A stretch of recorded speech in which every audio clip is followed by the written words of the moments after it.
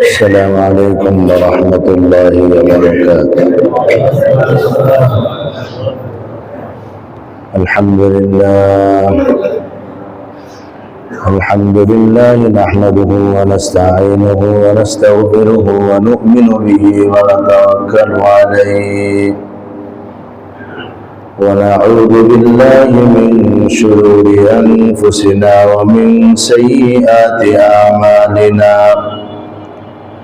من يهده الله فلا مضل له ومن يضلله فلا هادي له، ونشهد أن لا إله إلا الله وحده لا شريك له، ونشهد أن سيدنا ونبينا ومولانا محمدا عبده ورسوله صلى الله تعالى عليه وعلى آله وأصحابه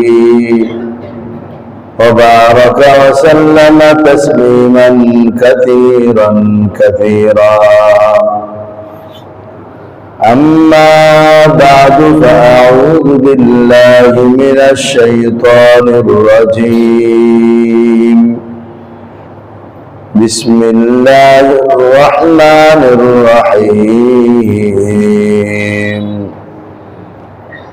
شهر رمضان الذي أنزل فيه القرآن هدى للناس وبينات من الهدى والفرقان. آمنت بالله صدق الله مولانا العظيم، وصدق رسوله النبي الأمي الكريم، ونحن على ذلك لمن الشاهدين والشاكرين، والحمد لله رب العالمين. سبحانك لا علم لنا إلا ما علمتنا، إنك أنت العليم الحكيم. اللهم صل على محمد وعلى آل محمد كما صليت على إبراهيم وعلى آل إبراهيم إنك حميد مجيد. اللهم بارك على محمد وعلى آل محمد كما باركت على إبراهيم وعلى آل إبراهيم إنك حميد مجيد. محترم ইমান দ্বীনি ভাইরা, আল্লাহ রাব্বুল আলামিনের দরবারে অসংখ্য অগণিত শুকর যিনি আমাদেরকে জুমার নামাজ আদায় করার জন্য আল্লাহর ঘরে আসার বসার তৌফিক দান করেছেন। শুকর আদায় করে আলহামদুলিল্লাহ। ইমানে দ্বীনি ভাইরা, মাহে রমজান খুবই নিকটবর্তী। আজকে শাবান মাসের 24তম তারিখ। তো স্বাভাবিকভাবেই আর মাত্র 6 দিনের মতো বাকি আছে রমজান মাসের। রমজানুল মুবারক অত্যন্ত গুরুত্বপূর্ণ এবং অত্যন্ত দামি এক মাস, যে মাসকে আল্লাহ দ্বারা আমাদেরকে বিশেষভাবে আল্লাহ পাকের নৈকট্য লাভ করার জন্য এবং নিজেদের আমল নামা অনেক বেশি বেশি সওয়াব সঞ্চয় করার জন্য দান করেছেন। আল্লাহর জন্য কাজ করলে, আল্লাহর ইবাদত বন্দেগী করলে সেটা আল্লাহ পাক রব্বুল আলামিন দেখেন এবং মূল্যায়ন করেন। দুনিয়ার যত কাজকর্ম আছে, এমন বহু কাজ আছে আমরা করি, যার জন্য করি সে জানেও না, দেখেও না, মূল্যায়ন তো দূরের কথা। কিন্তু আল্লাহর জন্য যেখানেই কাজ করুক, যে কাজই করুক, ওটাকে আল্লাহ তাআলা দেখেন এবং আল্লাহ তাআলা মূল্যায়ন করেন। এই জন্য আল্লাহর জন্য, দ্বীনের জন্য, ইসলামের জন্য আমাদের সব কিছু ব্যয় করার চেষ্টা করার চিন্তা ভাবনা রাখা। তো রমজান মাস একেবারে নিকটবর্তী। রমজান যখন নিকটবর্তী হয়ে যায়, হুজুর আকরাম সাল্লাল্লাহু আলাইহি ওয়াসাল্লাম একবার শাবান মাসের 29 তারিখ সন্ধ্যা, শাবান মাসের 29 তারিখে নবীজি সাল্লাল্লাহু আলাইহি ওয়াসাল্লাম রমজান মাসের ফজিলত বর্ণনা করলেন সাহাবাদের সামনে। আমি সেই হাদিসখানা পড়ে শোনাচ্ছি। হাদিসখানা ফাজাইল আমলের শেষে, ফাজাইল রমজানের শুরুতে দেওয়া আছে। অনেক কিতাবে হাদিসখানা এসেছে। হুজুর সাল্লাল্লাহু আলাইহি ওয়াসাল্লাম শাবান মাসের শেষ দিন খুতবা দিলেন, বয়ান দিলেন। বললেন, ইয়া আইয়ুহান নাস ক্বাদ আযাল্লাকুম শাহরুন আযীমুন মুবারাকুন। হে লোকেরা শোনো, তোমাদের মাঝে একটি মাস আসছে, যে মাসটা অত্যন্ত দামি এবং অত্যন্ত বরকতময়। মাস পুরাটাই দামি, পুরাটাই বরকতময়। শাহরুন ফীহি লাইলাতুন খায়রুম মিন আলফি শাহরিন। এই মাসের মাঝে এমন একটি রাত আছে, যে রাত 1000 মাসের চেয়ে উত্তম, 1000 মাসের চেয়ে শ্রেষ্ঠ। অর্থাৎ এই রাত্রিতে ইবাদত বন্দেগী করা, 1000 মাস ইবাদত বন্দেগী করলে যে সওয়াব হবে, ওই এক রাত্রির ইবাদত এর চেয়ে বেশি সওয়াব হবে। ওই রাতের নাম লাইলাতুল কদর। 1000 মাসে প্রায় 83 বছর হয়, 83 বছর। এই মাস এত দামি যে মাসের মধ্যে একটি রাত্রি আছে, যে রাত্রে ইবাদত বন্দেগী 83 বছর ইবাদত বন্দেগীর চেয়ে বেশি দাম। হুজুর আকরাম সাল্লাল্লাহু আলাইহি ওয়াসাল্লাম একবার সাহাবাদের সামনে বললেন এই কথা, তোমাদের পূর্বের উম্মতরা অনেক অনেক বছর জীবিত থাকতো। 100 বছর, 150 বছর, 200 বছর, এরকম হায়াত মানুষের ছিল আগে। নূহ আলাইহিস সালাম 950 বছর দাওয়াতের কাজ করছেন, তো ওনার বয়সটা আর একটু বেশি হবে। তো ওই জামানার মানুষ কত লম্বা সময় দুনিয়াতে বেঁচে ছিল, তো তারা কত বেশি ইবাদত বন্দেগী করেছে আল্লাহর কাছে। সাহাবায়ে কেরাম এটা শুই না সবাই একদম ব্যথিত হয়ে গেলেন, হায় হায়, আমরা বাঁচি মাত্র 60 বছর, আর ওনারা ছিল 1000 বছর জীবিত। তাহলে ওনাদের ইবাদত বন্দেগী সওয়াব তো আমাদের চেয়ে অনেক বেশি হবে। আমরা কি ওই সমস্ত মানুষদের সাথে ইবাদত বন্দেগীতে প্রতিযোগিতা করে পারবো? সাহাবাদের মনটা ভেঙে গেছে এই কথা শুনে। তখন আল্লাহ তাআলা সূরাতুল কদর দিয়া ফেরেশতা জিবরাইলকে পাঠাইলেন, যার মধ্যে বলা হলো, এর মধ্যে এক রাত আছে খায়রুম মিন আলফি শাহর, যে রাত 1000 মাসের চেয়ে শ্রেষ্ঠ। 1000 মাস কত হয়? 83 বছরের উপরে হয়। এক রাতের ইবাদত 83 বছরের সমান বা এর চেয়ে শ্রেষ্ঠ। এখন যদি আমরা আমাদের জীবনে এমন 30টা রাত্রি পেয়ে যাই, তাইলে আমরা বয়স কম পেলাম, সময় কম পেলাম, কিন্তু সওয়াব তো এত পরিমাণে এক একজনের হবে যে আদম আলাইহিস সালাম থেকে কোন উম্মত এত সওয়াব নিয়ে উঠতে পারবে না। ওই সওয়াব আল্লাহ তাআলা আমাদেরকে নেওয়ার সুযোগ দিয়েছেন। আবার এই সুযোগটা যেন এক রমজানের জন্য অন্তত পক্ষে এক একজন 5টা করে লাইলাতুল কদর পায়, সেই জন্য আবার আরেকটা ব্যবস্থা করা হয়েছে যে লাইলাতুল কদর কবে সেটা জানানোই হয়নি, গোপন রাখা হয়েছে। তো বান্দা যখন এই লাইলাতুল কদরের আশা প্রত্যেক বেজুর রাত্রিতে ইবাদত বন্দেগী করে, আশা নিয়ে যখন বান্দা করে, তো আল্লাহ তাআলাও আশা পুরো করে দিয়ে দেয়। প্রত্যেক রাতেই আল্লাহ তাআলা তাকে লাইলাতুল কদরের সওয়াব দিয়ে দিতে পারে। এটা হলো আমাদের আশা আকাঙ্ক্ষা, ওইভাবে থাকতে হবে। তাহলে আমরা পরে আইসা ঠকি নেই, পরে পাঠায় আল্লাহ আমাদের হায়াত কম দিয়েছেন, কিন্তু অফার আর অফার, জীবনের প্রতিটা ধাপে ধাপে অফার আর অফার দিয়ে আমাদের জীবনটাকে ভরপুর করে দিয়েছেন। ওরকম এক মহান বিরাট সুবর্ণ সুযোগ আর অফার নিয়ে আসতেছে মাহে রমজান, রমজানুন কারীমুন রমজানুন মুবারাকুন। তো রমজানের ব্যাপারে নবীজি বললেন, এর মধ্যে এক রাত্রি আছে যা 1000 মাসের চেয়ে শ্রেষ্ঠ। শাহরুন জাআলাহুল্লাহু জাআলাল্লাহু সিয়ামাহু ফারিয়্যা ওয়া কিয়ামা লাইলিহি তাতাওয়া। আল্লাহ তাআলা এই মাসে রোজা রাখাকে ফরজ করেছেন এবং তার রাতে নফল নামাজ অর্থাৎ তারাবির নামাজকে নফল করেছেন। আল্লাহ তাআলা এই মাসে রোজাকে ফরজ করেছেন। প্রত্যেকটা নারী পুরুষ, প্রাপ্ত বয়স্ক নারী পুরুষের উপর রোজা রাখা ফরজ। এবং এই রোজার অনেক ফজিলত আছে, দুনিয়ার ক্ষেত্রে আছে, আখিরাতের ক্ষেত্রে আছে। রোজার অনেক লাভ, দুনিয়াবি লাভও আছে রোজার অনেক, আর সওয়াবও তো আছে অনেক বেশি। কি সওয়াব হবে রোজার? এক হাদিসের মধ্যে নবীজি সাল্লাল্লাহু আলাইহি ওয়াসাল্লাম ইরশাদ করেন, আল্লাহ তাআলা বলেছেন, আস-সাওমু লি ওয়া আনা আজজি বি, রোজা আমার জন্য, আমি নিজেই তার পুরস্কার দেব।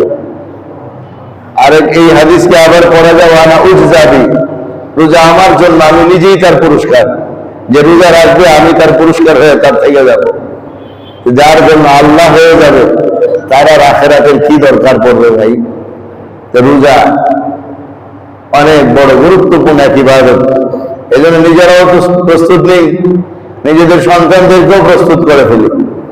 এই কথা যেন কেউ মনে না করে যে রোজা রাখলে শরীর দুর্বল হয়ে যাবে, রোজা রাখলে শরীর খারাপ হয়ে যাবে। এটা ভুল ধারণা। রোজা রাখলে শরীর আরো সুস্থ হয়, রোজা রাখলে শরীর আরো ভালো হয়। আল্লাহর হুকুম যে মানে তার শরীর ভালো থাকবে নাকি যে আল্লাহর হুকুম মানে না তারটা ভালো থাকবে? অবশ্যই যে আল্লাহর হুকুম মানে, মনিবের কথা শুনে তারই সবকিছুতে ভালো হবে ইনশাআল্লাহ। এরপরে কিয়ামা লাইলিহি তাতাওয়া, রমজানের রাতের তারাবিকে নফল করেছেন আল্লাহ তাআলা। এই তারাবি রাসূল পাক সাল্লাল্লাহু আলাইহি ওয়াসাল্লামের জবান মুবারকের দ্বারা তারাবিকে নফল করেছেন। তারাবি সম্পর্কে কথা শেষে বলবো ইনশাআল্লাহ। মান তাকাররাবা ফীহি বিখাসলাতিন কানা কামান আদ্দা ফারিজাতান ফীমা সাওয়াহু। রমজান মাসের ফজিলত আর মর্তবা বুঝাইতে গিয়ে নবীজি সাল্লাল্লাহু আলাইহি ওয়াসাল্লাম ইরশাদ করেন, যে ব্যক্তি রমজান মাসে কোনো একটি নফল কাজ করবে তার সওয়াব অন্য মাসে একটি ফরজ আদায় করার সমান দেওয়া হবে। যে কোনো নফল কাজ রমজানে ফরজের মতো সমান দেওয়া হবে। অন্য অন্য মাসে যত ফরজ ছিল, ফরজ করলে যে সওয়াব পাওয়া যেত, রমজান মাসের একটা নফল করলে অন্য মাসের ফরজের সমান সওয়াব পাওয়া যায়। এরপরে নবীজি সাল্লাল্লাহু আলাইহি ওয়াসাল্লাম ইরশাদ করেন, ওমান আদ্দা ফরিজাতান ফীহি কানা কামান আদ্দা 70 ফরিজাতান ফীমা সিওয়াহু। আর যে ব্যক্তি রমজান মাসে একটি ফরজ আদায় করবে অন্য অন্য মাসে 70টি ফরজ আদায় করার সমান সওয়াব দেওয়া হবে। তো রমজানে এক একটা ফরজের মূল্য অন্য মাসের ফরজের অন্য অন্য মাসের 70টা ফরজের সমান। অর্থাৎ একটা ফরজ আদায় করলে 70টা ফরজ আদায় করার সমান সওয়াব দেওয়া হবে। একটা নফল আদায় করলে অন্য অন্য মাসের ফরজ আদায় করার সমান সওয়াব দেওয়া হবে। 2 রাকাত নফল নামাজই কেউ রমজান মাসে বলল, এজন্য অন্য অন্য সারা বছরের ফরজ নামাজ পড়ার মতো সওয়াব পাওয়া যাবে, ফজরের নামাজের সওয়াব পাওয়া যাবে। 4 রাকাত নফল বলল, জোহরের নামাজ পড়ার সমান সওয়াব পাওয়া যাবে। এই জন্য রমজান মাস ইবাদতের মাস। রমজান মাস কিসের মাস ভাই? ইবাদতের মাস। এখন থেকে ইবাদত বন্দেগীর মন মানসিকতা তৈরি করা দরকার, যে আমি আমার ইবাদতের জন্য তৈরি হয়ে যাই। শাহরুস সাবরি, নবীজি বলেন রমজান মাস হলো ধৈর্যের মাস।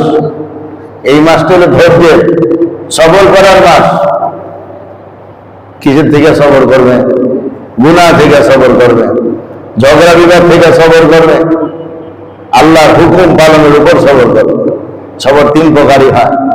আর সবর আলাল মাসিয়া, গুনাহ থেকে বিরত থেকে সবর, আল্লাহ তাআলা আনুগত্যের উপর সবর। তো সবর করা, সবরের সওয়াব কি? নবীজি সাল্লাল্লাহু আলাইহি ওয়াসাল্লাম ইরশাদ করেন, ওয়া সবরু সাওয়াবুহু আল জান্নাহ, ধৈর্যের সওয়াব হলো জান্নাত। যে ব্যক্তি ধৈর্য ধারণ করবে তাকে আল্লাহ জান্নাত দিবে। গুনাহ করতে মন চায়, রমজান মাস, পকেটে মোবাইল আছে, রুমে আমি একা, কেউ দেখবে না, মন চাইতেছে কিছু গুনাহের কাজ করে নেই, কিন্তু এটা মনে করা যে আমাকে কেউ না দেখলো, কে দেখে ভাই? আল্লাহ দেখতেছেন। আল্লাহ নবী বলছেন যে রমজান মাস সবরের মাস। সবাই যেন সবর করেন। টেলিভিশনের মাধ্যমেও কোনো গুনার কাজ না হয়, মোবাইলের মাধ্যমেও কোনো গুনার কাজ না হয়ে যায়, আর বাস্তবে তো কোনো গুনাহ করবই না। এমনকি টেলিভিশন আর মোবাইলের মাধ্যমেও কোনো গুনার যেন আমরা না করি। সবরের মাস, ইবাদত করতে মনে চায় না, তারপরও জোর করে ধৈর্য ধরে ইবাদত করে ফেলবো। মন চায় না তাও করে ফেলবো, এটা একটু ধৈর্য। 2 রাকাত নামাজ বেশি পড়বো, 4 রাকাত নামাজ বেশি পড়বো, কোরআন তেলাওয়াত একটু বাড়ায় দিব, দান সদকা বাড়ায় দিব। সবকিছুতেই সবরের সাথে আমি অগ্রসর হওয়ার চেষ্টা করব। এটা আমাদের মনের ভিতরে ভাবতে হবে, চিন্তা করতে হবে, নিজেকে নিজে প্রতিজ্ঞাবদ্ধ করতে হবে যে না, আমি এটা করবো। এর মধ্যে ভালো হয় একটা রুটিন তৈরি করে নিলে যে আমার রমজান আমি এইভাবে কাটাবো, আমি দিন এত পারা কোরআন পড়বো, এইভাবে নামাজগুলো বাড়ায় দেবো। এখন দৈনিক কত রাকাত নামাজ পড়ি, রমজানে যেন আমার নামাজ 3 গুণ বেড়ে যায়, 4 গুণ বেড়ে যায়, সেটা আমি চেষ্টা করবো।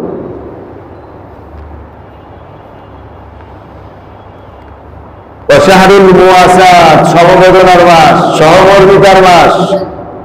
রমজানের পরিচয় দিয়ে নবীজি বলছেন এটা হলো সহমর্মিতার মাস।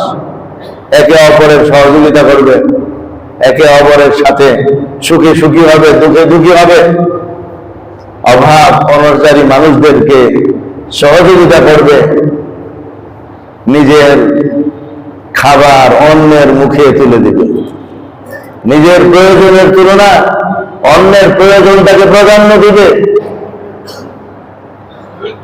তো 1 মাসই তো, এরপরে তো শেষ দুনিয়ার জিন্দিগি, আখিরাতের জীবনই শুরু হবে। তখন তো মন বলবে এটা যে আরো বেশি কেন করলাম না, আরো বেশি কেন দিলাম না, আরো বেশি কেন আল্লাহর রাস্তায় খরচ করলাম না। নবীজি সাল্লাল্লাহু আলাইহি সাল্লাম বলেন ওয়াশাহরুল ইউজাদু ফীহি রিজকুল মুমিন, আর রমজান মাসে মুমিনের রিজিককে বাড়ায় দেওয়া হয়। রমজান মাসে মুমিনের রিজিককে বাড়ায় দেওয়া হয়। আর বাস্তবতাও তাই। রমজান মাসে ইফতারিতে কত ধরনের খাবার চলে আসে, সাহরিতে কত ধরনের খাবার আসে, বলে সব মুসলমানের রিজিককে আল্লাহ তাআলা রমজান মাসে বাড়ায় দেন। অথচ দিনের বেলা না খায়া থাকার নির্দেশ, কিন্তু রিজিক কমে যাওয়ার কথা, কিন্তু আল্লাহ তাআলা বাড়ায় দিতেছেন। মান ফাত্তারা ফীহি সাইমান কানা মাগফিরাতান লিযুনুবি ওয়া ইতকু রাকাবাতিহি মিনান নার। আর যে ব্যক্তি রমজান মাসে কোন রোজাদারকে ইফতার করাবে, এটা তার গুনাহ মাফের কারণ হয়ে যাবে এবং তার জাহান্নাম থেকে মুক্তির কারণ হয়ে যাবে। যে কোনো রোজাদারকে ইফতার করানোর সওয়াব নবীজি বলেন যে তার গুনাহ মাফের কারণ হবে এবং জাহান্নাম থেকে মুক্তির কারণ হবে। وَكَانَ لَهُ مِثْلُ أَجْرِهِ مِنْ غَيْرِ أَنْ يَنْقُصَ مِنْ أَجْرِهِ شَيْئًا। এবং যাকে ইফতার করানো হবে তার রোজার সমপরিমাণ রোজার সওয়াব ইফতার প্রদানকারীকে দেওয়া হবে। যে ইফতার খেলো তার সওয়াবে কিছুটাও কমতি করা হবে না, একটু কমানো হবে না। ইফতার যাকে করানো হবে তার রোজার সমপরিমাণ সওয়াব ইফতার প্রদানকারীর আমল নামায় দিয়ে দেওয়া হবে, ইফতারকারীর আমল নামায় কোনো কমতি করা হবে না। তাহলে 3টা লাভ এখানে পাওয়া গেল। 1 নম্বর গুনাহ মাফের কারণ, 2 নম্বর জাহান্নাম থেকে মুক্তির কারণ, 3 নম্বরে রোজাদারের সমপরিমাণ সওয়াব নিজের আমল নামায় চলে আসবে। এত বিশাল সওয়াবের কথা শুনা সাহাবায়ে কেরাম তো ছিলেন মক্কার মদিনার সময়, অনেক সাহাবাই তো দুর্বল ছিলেন অর্থনৈতিক ভাবে, টাকা পয়সা তো তাদের কম ছিল, কিন্তু এত বড় সওয়াব ইফতার করানোর, এই সওয়াব কিভাবে পাবে গরিব সাহাবারা? এজন্য প্রশ্ন করলেন ইয়া রাসূলুল্লাহ লাইসা কুল্লুনা ইয়াজিদু মা ইফাত্তিরুস সাইমা। আমাদের মধ্য থেকে প্রত্যেকেই তো রোজাদারকে পেট ভরে খাওয়ানোর মতো সামর্থ্য রাখে না। এই সওয়াব আমরা কিভাবে পাবো? এই সওয়াব তো সব ধনী সাহাবারা নিয়ে যাবে, বেশিরভাগই তো আমরা গরিব মানুষ, এত সওয়াব আমরা তো পাবো না। নবীজি বললেন ইউতিল্লাহু হাযা সাওয়াব মান ফাত্তারা সাইমান আলা তামরাতিন আও শারবাতি মাইন আও মাযকাতি লাবানিন। আল্লাহ তাআলা এই সওয়াব দিয়ে দিবেন যদি কোনো ব্যক্তি রোজাদারকে একটি খেজুরের মাধ্যমে ইফতার করা, একটা খেজুরে যদি দিয়ে ইফতারের জন্য, তবু আল্লাহ তাআলা তাকে সওয়াব দান করবেন। অথবা এক ঢোক পানি এনে তাকে খাওয়ালো, তবু আল্লাহ সওয়াব দিবেন। অথবা এক চুমুক দুধ তাকে খাওয়ালো, তবু আল্লাহ তাআলা সওয়াব দিবেন। নবীজি সাল্লাল্লাহু আলাইহি ওয়াসাল্লাম বুঝাইলেন এই কথা, যে কোনো জিনিস দিয়ে কেউ কাউকে ইফতার করাক না কেন, চাই সেটা পেট ভরে হোক কিংবা না হোক, এক ঢোক হোক অথবা তার অল্প একটা খেজুরি হোক না কেন, তবু আল্লাহ তাআলা এই তিন ধরনের সওয়াব তার আমলনামায় দিয়ে দিবে। সহজ হয়ে গেল। এই জন্য বিভিন্ন মসজিদে ইফতারি আয়োজন হয়, আমরা পারলে সেখানে সহযোগিতা করলাম। বিভিন্ন জায়গায় ইফতারি চলে, আমরা সেখানে দিলাম, অথবা নিজেরা কাউকে দিলাম, কাউকে দিয়ে দিলাম, বাস ইফতারিতে যেন এগুলো কাজে লাগে, এতই সওয়াব আল্লাহ তাআলা পাঠায়, আল্লাহ তাআলা দান করবেন। وهو شهر أوله رحمة وأوسطه مغفرة وآخره عتق من النار। এটা এমন এক মাস, যেই মাসের শুরুটা হলো রহমত, মধ্যে হলো মাগফিরাত এবং শেষে হলো জাহান্নাম থেকে মুক্তির কারণ। তাহলে রমজান মাসকে তিন ভাগে বিভক্ত করে। প্রথম দশককে বলা হয় রহমতের দশক। এই 10 দিন আল্লাহ পাকের পক্ষ থেকে ব্যাপক রহমত বর্ষিত হতে থাকে। ফলে ইমানদার নামাজীরা তো আরো নামাজে লিপ্ত হয়, আল্লাহকে পাওয়ার আশিকরা তো আল্লাহকে পাওয়ার জন্য আরো বেশি ইবাদতে লিপ্ত হয়। তারপরে মাঝের 10 দিনে মাগফিরাত হতে থাকে, মাফ করতে থাকেন। এরপরে শেষের 10 দিন আল্লাহ তাআলা জাহান্নাম থেকে ব্যাপক ভাবে মানুষকে মুক্তি দিতে থাকেন। এই জন্য আমার ভাই, আমার দোস্ত, রমজান মাস আসতেছে, 2-4 দিন নামাজ পড়ে চলে গেলাম, আর আসলাম না, আর খবর রাখলাম না, এরকম হলে তো হবে না। রহমত নিয়েই চলে গেলে মাগফিরাত আর নাজাতের দিনগুলো তো থেকে যাবে। মান খাফফাফা আন মামলুকিহি ফীহি গুফিরা লাহু গাফারাল্লাহু লাহু ওয়া আতাকাহু মিনান নার। রমজান মাসে যারা কর্মচারীদের কাজের বোঝা হালকা করে দেয়, আল্লাহ তাআলা তাদেরকে ক্ষমা করে দিবেন এবং তাদেরকে জাহান্নাম থেকে মুক্তি দান করবেন। এই জন্য রমজানে কাজের বোঝা কমায় দেওয়া উচিত। এক কর্মচারীর জায়গায় আরেকজন কর্মচারী নিযুক্ত করে, দুজনে মিলে কাজ করো, তবু কাজের বোঝা কমায় দেওয়া উচিত, যেন কোনো কর্মচারী অভিযোগ না করতে পারে আমার কাজের কারণে আমি রোজা রাখতে পারি না। এই অভিযোগ যদি কোনো কর্মচারী তার মালিকের ব্যাপারে আল্লাহর কাছে বলে, তো এই মালিকের কি অবস্থা হবে? কর্মচারীও তো জাহান্নামে যাবে, মালিককে নিয়েই জাহান্নামে যাবে। এই জন্য নবীজি বলছেন মান খাফফাফা, যে তার কর্মচারীর গোলাম বাদী, দাস দাসী, কাজের লোক, এদের কাজকে ক্ষমায় দেয়, আল্লাহ তাআলা তাদেরকে মাফ করে দিবেন এবং জাহান্নাম থেকে মুক্তি দিবেন। কত সুন্দর চমৎকার বিধান। এই জন্য রমজান মাসে যার যে কর্মচারী আছে তার কাজকে অবশ্যই কমা দেওয়া উচিত।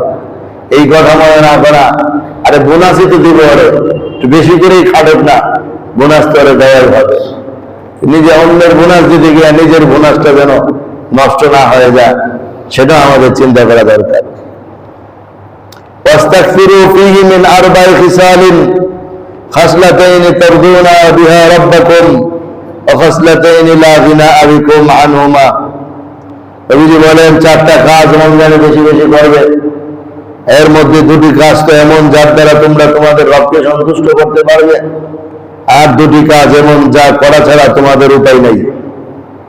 যেই 2টি কাজ করলে তোমাদের রব খুশি হবে, সেই 2টি কাজ হচ্ছে ফাশহাদাতু আল্লা ইলাহা ইল্লাল্লাহ ওয়া তাস্তাগফিরুনাহু, বেশি বেশি লা ইলাহা ইল্লাল্লাহ পড়বে, আল্লাহ তাআলার একত্ববাদের সাক্ষী দিবে, কালিমা তাইয়্যিবা, কালিমা শাহাদাত বেশি বেশি পাঠ করবে এবং বেশি বেশি ইস্তিগফার করবে। আস্তাগফিরুল্লাহ আস্তাগফিরুল্লাহ আস্তাগফিরুল্লাহ ওয়া আতুবু ইলাইহি।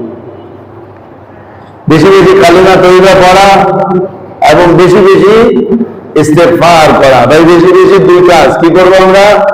বেশি বেশি লা ইলাহা ইল্লাল্লাহ পড়বো এবং বেশি বেশি আস্তাগফিরুল্লাহ আস্তাগফিরুল্লাহ করতে থাকবো।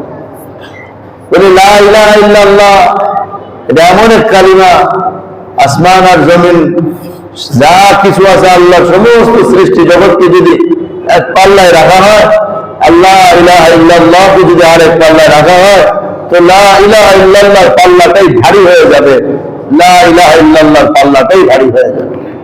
এই জন্য আমার দোস্ত, আমার ভাই, বেশি বেশি লা ইলাহা ইল্লাল্লাহ আর আস্তাগফিরুল্লাহ, আস্তাগফিরুল্লাহ, এই কালিমাটা আল্লাহর কাছে অনেক বেশি প্রিয়। আস্তাগফিরুল্লাহ মানে আমি আপনার কাছে মাফ চাইতেছি, আমি আপনার কাছে মাফ চাইতেছি। মাফ এমন এক জিনিস যে মাফ চায় তাকে সবাই মহব্বত করে, তাকে সবাই ভালোবাসে। ওয়াম্মাল খাসলাতান আল্লাতী লা গিনা বিকুম আনহুমা ফাতাসআলুনাল্লাহাল জান্নাহ ওয়া তাআওয়াযু বিহি মিনান নার। আর দুইটা কাজ, যে দুইটা কাজ তোমাদের করা আবশ্যক, যা করা ছাড়া তোমাদের উপায় নাই, এর মধ্যে একটা হলো যে তোমরা আল্লাহর কাছে জান্নাত কামনা করবে, আরেকটা হলো তোমরা আল্লাহ থেকে জাহান্নাম থেকে আশ্রয় চাবে। আল্লাহুম্মা ইন্না নাসআলুকাল জান্নাহ ওয়া নাউযু বিকা মিনান নার। আল্লাহ, আমরা আপনার কাছে জান্নাত চাই, জাহান্নাম থেকে বাঁচতে চাই। এই দোয়া চারটা এই হাদিসে নবীজি শিখাইছেন। আর অন্য হাদিসের মধ্যে আরো কিছু আছে, সেটা সামনে ইনশাআল্লাহ আমরা আলোচনা করব। ومن سقى صائما سقاه الله من حوضه شربة لا يظمأ حتى يدخل الجنة। নবীজি বলেন, যে ব্যক্তি কোন রোজাদারকে এক গ্লাস পানি পান করাবে, আল্লাহ তাআলা জান্নাতে যাওয়ার আগে তাকে আমার হাউজে কাউসার থেকে পানি পান করাবেন, যে পানি পান করার পর জান্নাতে যাওয়ার আগ পর্যন্ত তার পিপাসা লাগবে না। তো ভাই, রোজাদারকে পানি খাওয়াবে এত দাম, স্বয়ং রোজাদারের কত দাম, যে রোজা রাখবে সে আল্লাহর কাছে কত দামি হয়ে যাবে। এই জন্য রমজান মাস আসতেছে, আমরা রোজার জন্য নিজেরা প্রস্তুত হই, আমাদের সন্তানদেরকে প্রস্তুত করি এবং রোজার একটা পরিবেশ গড়ে ওঠানোর চেষ্টা করি। রোজার মাসে রোজা যেন হয় ওই ফিকির আমরা করি। দোকানদার যারা চা বিস্কুট বিক্রি করে, তাদের এই প্রতিজ্ঞা করা দরকার, দিনের বেলা রোজার মাসের ইজ্জত নষ্ট করব না। দিনের বেলা চা বিস্কুট বিক্রি করে রোজার মাসকে অপমানিত করব না। বেরোজাদারদেরকে খাওয়ার জন্য সুযোগ করে দিব না, কষ্ট করে খাক। আমি আপনি কেন ওদেরকে সাহায্য সহযোগিতা করে নিজের আমল নামা নষ্ট করবো দুই চার পয়সার লোকের জন্য? এই জন্য আমরা ওরকম ফিকির করে আল্লাহ আমাদের তৌফিক দান করেন। আজকে আসলে তিনটা বিষয় আলোচনা। একটা হলো রমজানের ফজিলত, যেটা নবীজি সাল্লাল্লাহু আলাইহি ওয়াসাল্লাম শাবান মাসের শেষ তারিখে সাহাবাদেরকে শুনিয়েছিলেন। আমরা শাবানের শেষ জুমা এই হাদিসটা আলোচনা করলাম। দ্বিতীয়ত, রমজান মাস শুরু করার জন্য আমাদের কাজ হলো চাঁদ দেখা এবং চাঁদ খোঁজা। চাঁদ দেখা ফরজে কিফায়া। ভাই, চাঁদ দেখা কি ফরজে কিফায়া। এই চাঁদ দেখা নিয়ে আমাদের দেশে বিভিন্ন ধরনের কথা চলে। একদল মুসলমান এখন বের হয়েছে, ওনারা বলেন নবীজির যুগে জ্যোতির্বিজ্ঞান ছিল না বিধা চর্ম চোখে চাঁদ দেখার প্রয়োজনীয়তা ছিল। এখন জ্যোতির্বিজ্ঞান বেরিয়ে গেছে, এখন আর চর্ম চোখে চাঁদ দেখার কোনো প্রয়োজনীয়তা নাই। এই কথাটা কোরআন বিরোধী, হাদিস বিরোধী এবং খুবই জঘন্য গর্হিত একটা কথা। চাঁদ দেখার প্রয়োজনীয়তা কিয়ামত পর্যন্ত থাকবে। কোরআনুল কারীমে আল্লাহ তাআলা বলছেন, ফামান শাহিদা মিনকুমুশ শাহরা ফালিয়াসুম। যে মাস পায় সে যেন রোজা রাখে। আর মাস পাওয়া যাবে কিভাবে? নবীজি বলছেন, সোমু লিরুয়াতি ওয়া আফতিরু লিরুয়া। চাঁদ দেখে রোজা রাখো, চাঁদ দেখে রোজা ছাড়ো। চাঁদ দেখে রোজা রাখতে নবীজি আমাদেরকে নির্দেশ প্রদান করেছেন। সুতরাং চাঁদ দেখা কিয়ামত পর্যন্ত আমল বাকি থাকবে। এটা কোরআনের দ্বারা যেমন প্রমাণিত, তেমনি ভাবে হাদিস শরীফের দ্বারা প্রমাণিত। কোরআনের আয়াতের মধ্যে স্পষ্ট বলা নাই যে তোমরা চাঁদ দেখো, কিন্তু হাদিস শরীফের মধ্যে আয়াতের ব্যাখ্যা নবীজি সাল্লাল্লাহু আলাইহি ওয়াসাল্লাম স্পষ্ট বলে দিয়েছেন। এবং এটাকে আল্লাহ নবী সাল্লাল্লাহু আলাইহি ওয়াসাল্লামের যুগে সাহাবায়ে কেরাম প্রত্যেকেই এই ব্যাপারে ফিকির রাখতেন যে চাঁদ দেখতে হবে।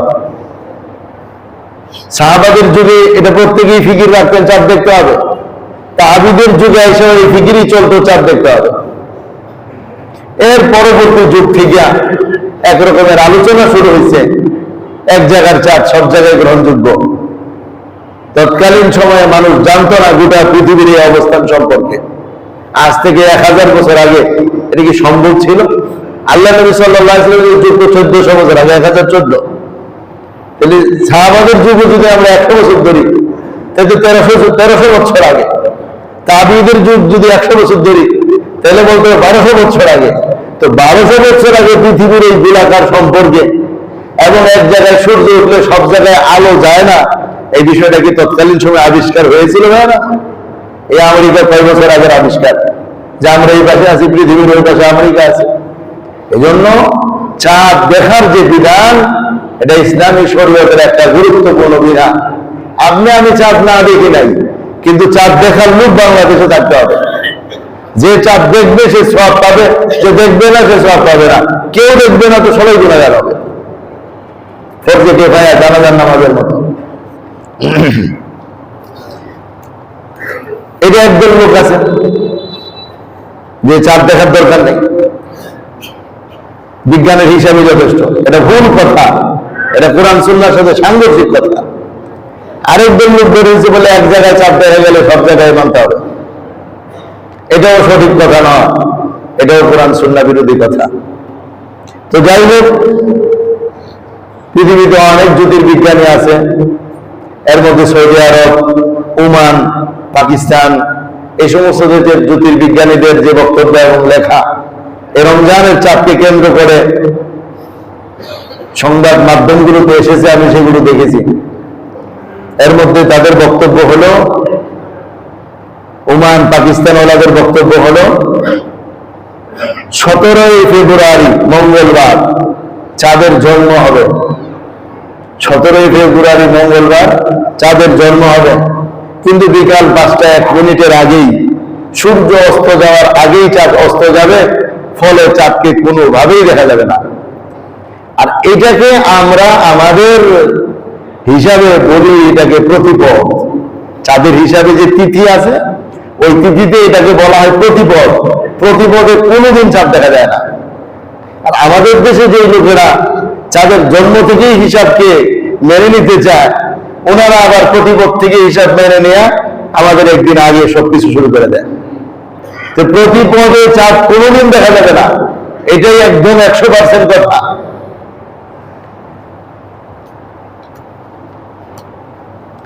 18ই ফেব্রুয়ারি বুধবার, 18ই ফেব্রুয়ারি বুধবার শাবান মাসের 29 তারিখ হয়। ওমানওয়ালারা বলছে চাঁদ দেখা যেতে পারে, কিন্তু পাকিস্তানে চাঁদ দেখার সম্ভাবনা মোটামুটি আছে। পাকিস্তানের তুলনায় আরো পিছনে চাঁদ দেখার সম্ভাবনা আরো কম। এখন 18ই ফেব্রুয়ারি বুধবার যদি চাঁদ দেখা যায় 29শে শাবান, তাহলে 19শে ফেব্রুয়ারি বৃহস্পতিবার প্রথম রোজা হবে। আর যদি 19শে শাবান, 29শে শাবান, 18 ফেব্রুয়ারি বুধবারে চাঁদ না দেখা যায়, তাহলে করণীয় কি? নবীজি বলছেন, যদি চাঁদ না দেখা যায় তাহলে মাস 30 দিনে পুরা করো। ফাইন গুম্মা আলাইকুম ফাকমিলু ইদ্দাতা শাবানা 30। যদি না দেখা যায় তো মাস 30 দিনে পুরা করো। তাহলে আমাদেরকে মাস 30 দিনে পুরা করতে হবে, অর্থাৎ সেই 19শে ফেব্রুয়ারি 30তম তারিখ থাকবে, বৃহস্পতিবার 30তম তারিখ হবে, তখন শুক্রবার 20শে ফেব্রুয়ারি গিয়ে প্রথম রোজা হবে। আগামী শুক্রবার 20শে ফেব্রুয়ারি প্রথম রোজা হবে। আর যদি 29তম তারিখ অর্থাৎ 18ই ফেব্রুয়ারি চাঁদ দেখা যায়, তো 19 তারিখ বৃহস্পতিবারই প্রথম রোজা হবে। এখন রোজা আমাদের এদিকে হয় 19 তারিখে হবে, নয় 20 তারিখ হবে। হয় প্রথম রোজা বৃহস্পতিবার, নয় প্রথম রোজা শুক্রবার। এখানে একটা বিষয় দেখেন, এই যে 3টা দেশের জ্যোতির্বিজ্ঞানীদের তথ্যটা আমি বললাম আপনাদেরকে, সেটা আবার আমাদের যে একটা পেজ আছে দাওয়াতুস সুন্নাহ বাংলাদেশ, ওটার মধ্যে আমি বিস্তারিত লিখেও রাখছি। তিনটা পড়ার পর এটাই আসলো সবার এক কথা, যে হয় চাঁদের জন্ম হবে, পরের দিন আমরা দেখবো, দেখলে আমরা রোজা রাখবো, না দেখতে পারলে 30 তারিখ পূর্ণ করে তারপরে রাখবো। সৌদি আরবের কথা এটাই, ওমানেরও কথা এটাই, পাকিস্তানের কথা এটাই। এই 3টা সংবাদ পাইছি, 3টা সংবাদ বললাম। গোটা পৃথিবীর মুসলমানদের কথা এটা। কিন্তু একমাত্র আমাদের দেশে এবং বহির্বিশ্বে আরো কিছু মুসলমানের কিছু মুসলমান একতাবদ্ধ হয়ে যাচ্ছে এই কথার উপর যে না, এক জায়গায় চাপ দেখা গেলে সব জায়গায় মেনে নিতে হবে। আবার কিছু মুসলমান না, চাপ দেখা যাওয়া লাগবে না, জন্ম হইলেই যথেষ্ট। এগুলো আমাদের ভিতরে ফিতনা, বিভ্রান্তির সৃষ্টি হচ্ছে। আমার দোস্ত, আমার ভাইরা, আমরা এই সমস্ত বিভ্রান্তি থেকে বেঁচে চলার চেষ্টা করব এবং চাঁদ খুঁজবো আমরা কবে যাই? বুধবারে সন্ধ্যা 29শে শাবান আমরা ওই দিন চাঁদ খুঁজবো। যদি আমরা চাঁদ দেখি তো বৃহস্পতিবারে রোজা, আর যদি তা না হয় বৃহস্পতিবারে চাঁদ খোঁজা লাগবে না, কারণ মাস 30 দিন পুরো হয়ে গেছে, চাঁদ উঠবেই আকাশে, তো আমাদের শুক্রবারে প্রথম রোজা হবে। আল্লাহ তাআলা আমাদের বুঝার তৌফিক দান করেন। 3 নম্বর যে বিষয়টা, তারাবির নামাজ সম্পর্কে আলোচনা। তারাবির নামাজ হুজুর আকরাম সাল্লাল্লাহু আলাইহি ওয়াসাল্লামের হাদিসে ইরশাদ করেন মুসনাদ আহমদের, ইন্না রমাদান শাহরুন ইফতারাল্লাহু আযজা ওয়া জাল্লা সিয়ামা। রমজান একটা মাস, আল্লাহ তাআলা এই মাসে 2 রাতে ফরজ করেছেন। ওয়া ইন্নী সানামতু লিল মুসলিমিনা কিয়ামা, আর আমি মুসলমানদের জন্য রমজানের রাতে তারাবির নামাজকে সুন্নত করেছি।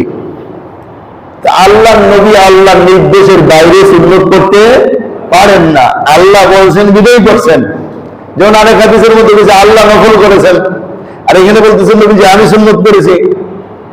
আল্লাহ নবীর এখতিয়ার আছে, আল্লাহ নবী যেটা করবেন আল্লাহ তাআলার হুকুমেই করেন। কোন একটা কথা আল্লাহর হুকুমের বাইরে তিনি বলেনও না। ওমা ইয়ানতিকু আনিল হাওয়া ইন হুয়া ইল্লা ওয়াহয়ু ইউহা, তিনি মন থেকে একটা কথাও বলেন নাই, যাই বলেন সবটা আল্লাহ তাআলা ওই করলেই বলেন। এবারে তারাবির নামাজ নিয়ে আমাদের ভিতরে আছে কত মত, কত মত আছে আমাদের মধ্যে। 2 রাকাত থেকে শুরু করে 18 রাকাত পর্যন্ত মত আছে, না 20 রাকাত পর্যন্ত। 2 রাকাত থেকে শুরু করে 20 রাকাত পর্যন্ত মত আছে।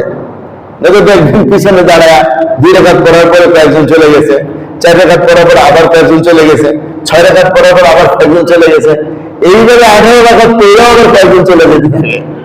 আমাদের মতের কোনো শেষ নাই। রমজান মাস ইবাদতের মাস না বিশ্রামের মাস? ভাই, ইবাদতের মাস না বিশ্রামের মাস? আরাম করার মাস না কষ্ট করার মাস? সবর করার মাস না অধৈর্য হওয়ার মাস? আর সবরের মাস, এগুলো সব বইলা বুঝাইছে। এইখানে 2 রাকাত নামাজ যে বেশি পড়লো, সে অন্য মাসের একটা ফরজ বেশি আদায় করলো। এইখানে 4 রাকাত পড়লো, তো অন্য মাসের আরেকটা 4 রাকাতের ফরজের সব পাওয়া গেল। তারাবির ব্যাপারে নবীজি বলেছেন, মান কামা রমাদান ঈমানান ওয়া ইহতিসাবান গুফিরা লাহু মা তাকাদ্দামা মিন যামবি, যে ব্যক্তি ঈমানের সাথে সওয়াবের আশা তারাবির নামাজ পড়বে, আল্লাহ তাআলা তার পেছনের সমস্ত গুনাহ মাফ করে দিবেন। কিন্তু তারাবির নামাজ এটা আল্লাহর নবী সুন্নত বলছেন, সুন্নত। রমজানের এক বিশেষ বৈশিষ্ট্য হলো তারাবির নামাজ। এক কথা যে রমজানের সৌন্দর্যই হলো তারাবির নামাজ। তারাবির নামাজই যেন রমজানের এক সৌন্দর্য বয়ে আনে। তারাবির নামাজে কোরআনুল কারীম খতম হয়। এমনি তো বেশি বেশি নামাজ পড়া দরকার, কিন্তু একা একা বেশি নামাজ পড়তে বেশিক্ষণ ভালো লাগে না। আবার একা একা পড়লে কেমন কেমন হয়, কোন সময় মনোযোগ থাকে, কোন সময় থাকে না। 2 রাকাতেরটা 3 রাকাত হয়ে যেতে পারে, আবার 1 রাকাতও হয়ে যেতে পারে।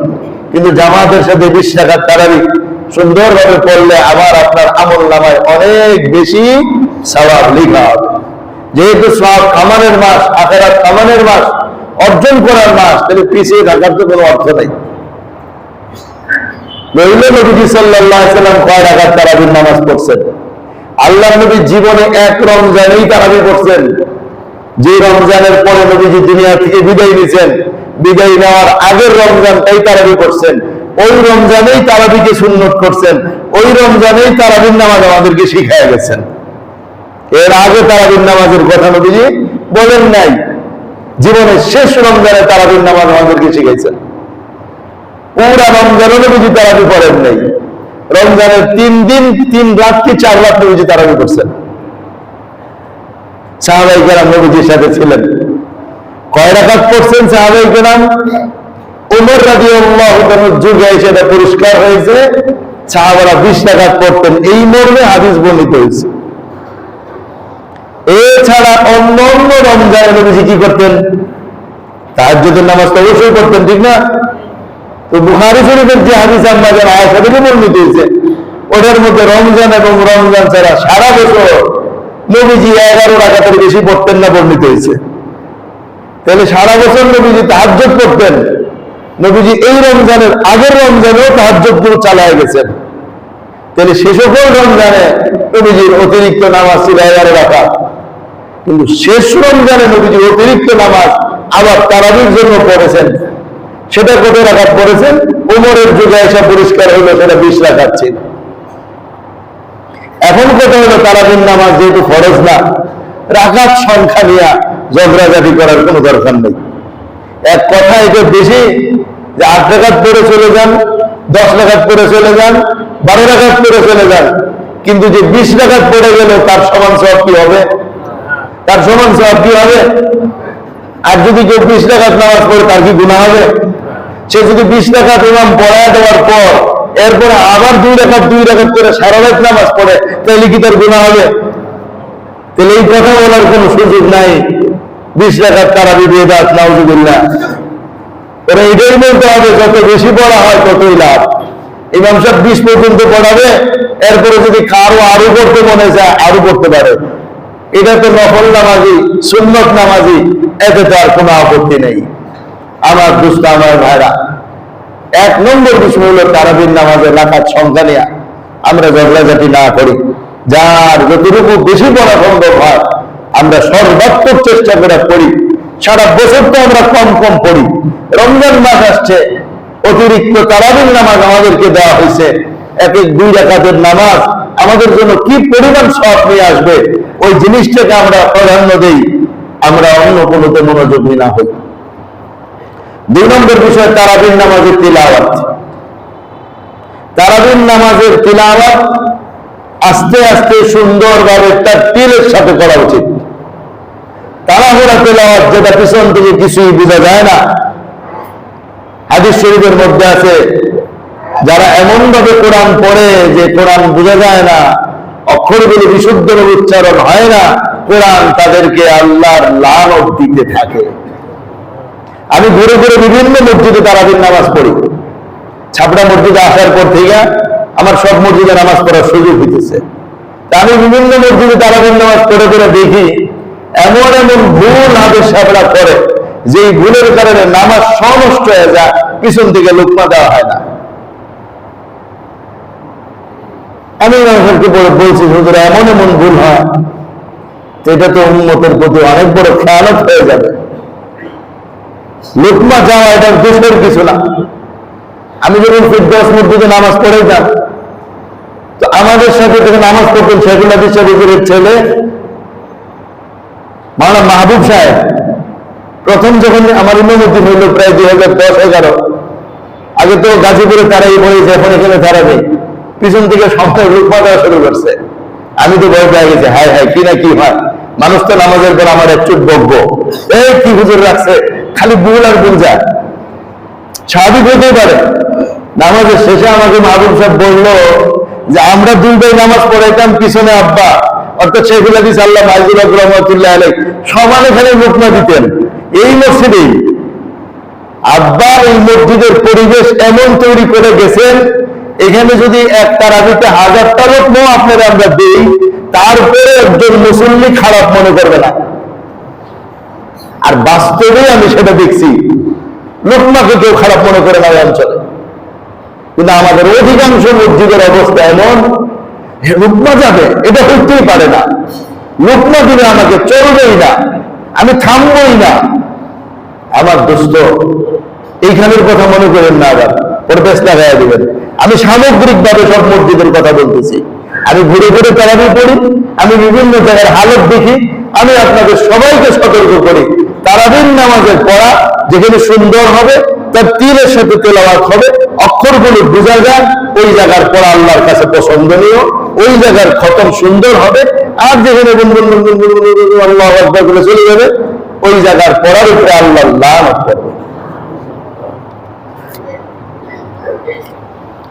এই ব্যাপারে আলহামদুলিল্লাহ আপনারা বিভিন্ন মসজিদের মুসল্লিরা থাকেন, নামাজ কালাম পড়েন, আপনারা এগুলো ফিকির করবেন। প্রয়োজনে হাফেজ সাহেবদেরকে নিয়ে বসে বলবেন যে হুজুর ভুলে কোনো সমস্যা নেই, আমরা এই কারণে আপনারা কেউ কিছু বলবো না, 100টা ভুল যাক তাতে আমাদের কোনো আপত্তি নাই, কিন্তু নামাজটা সুন্দরভাবে, কোরআন খতমটা যেন সুন্দরভাবে হয় সেটা আমরা চাই।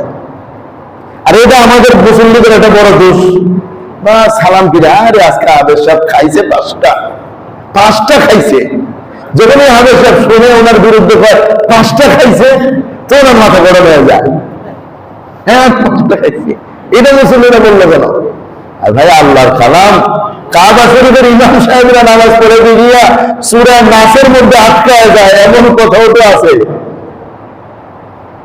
সূরা নাসের মধ্যে আটকা পড়ে যায়। এই জন্য আমরা আমাদের পক্ষ থেকে, মুসল্লি ভাইদের পক্ষ থেকে এতটুকু আশ্বস্ত বোধ করবো যে লোকমানে আমরা আলোচনা সমালোচনা করবো না ইনশাআল্লাহ, এবং আমরা ওনাকে উদ্বুদ্ধ করবো যে আলহামদুলিল্লাহ আপনারা ওইভাবে তেলাওয়াত করেন তার তিলের সাথে।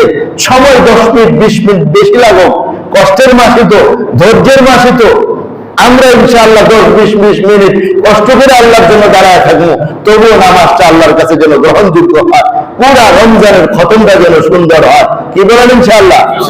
নাকি কোন মসজিদে তাড়াতাড়ি হয় 8টা 10-এ দাঁড়ায়, 9টা 10-এর আগেই শেষ, বেতন সহ ওইখানে যাইতে হবে সবার? না, এরকম না, বেশি দেরি হোক কোনো অসুবিধা নাই, একটু কষ্ট হইতে হবে। 1 মাসই তো, সওয়াব যে কি পরিমাণ অপেক্ষা করতেছে এটা যদি আমরা দেখতাম আর বুঝতাম, আমাদের নামাজ তো সাহাবাওয়ালার নামাজ হয়ে যেত, এক সূরা দিয়ে পুরো রাত পার হয়ে যেত, এক রাকাতে পুরো রাত পার হয়ে যেত, এক সিজদা পুরো রাত পার হয়ে যেত, যদি খালি আমরা বুঝতাম যে আমাদের জন্য কি পরিমাণ সওয়াব অপেক্ষা করতেছে। তো যাই হোক, আল্লাহ তাআলা 3টা বিষয় আলোচনা হলো, রমজানের ফজিলত, তারাবির নামাজ এবং চাঁদ দেখা সংক্রান্ত আলোচনা। আল্লাহ আমাদেরকে এর উপর যথাযথভাবে আমল করার তৌফিক দান করেন। ওয়া আখিরু দাওয়ানা আলহামদুলিল্লাহি রাব্বিল আলামিন।